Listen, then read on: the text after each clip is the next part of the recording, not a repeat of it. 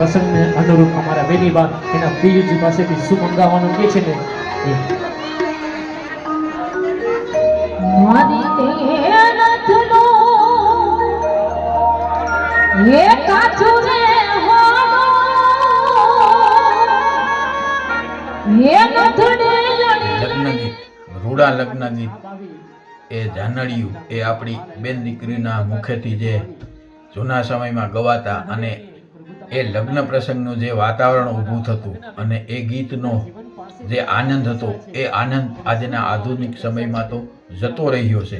એ લગ્નની એ જે રીત રિવાજ હતો, એ જે લગ્ન કરવાની પ્રથા હતી, એ લગ્નમાં એક અનેરો આનંદ હતો. આજે આધુનિકતા ભળી છે, આજે ખૂબ જ આધુનિકરણ થયું છે. એની સાથે સાથે લગ્ન પ્રસંગોમાં પણ આધુનિકરણ આવી ગયું છે.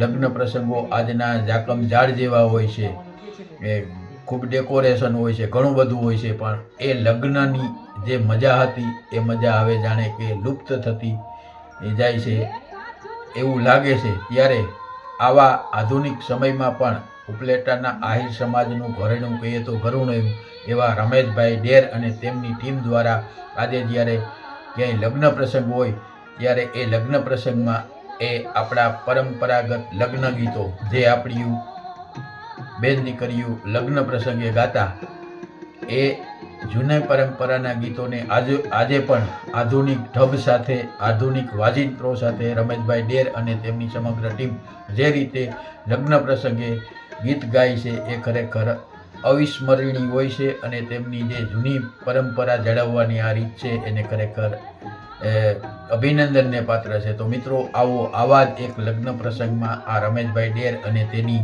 ટીમ દ્વારા ગવાતા આવા આપણા પરંપરાગત લગ્ન ગીત સાંભળીએ.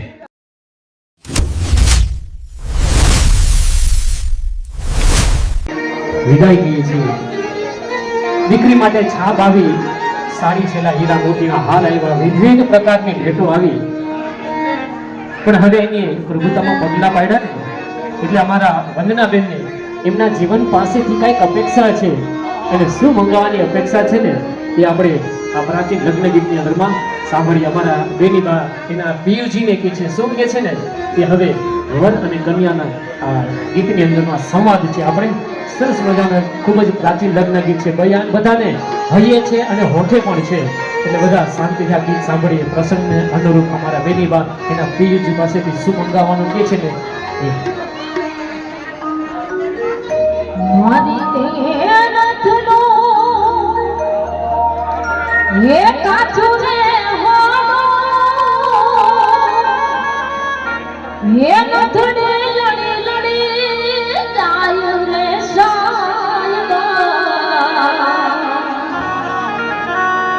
એ ના થાડી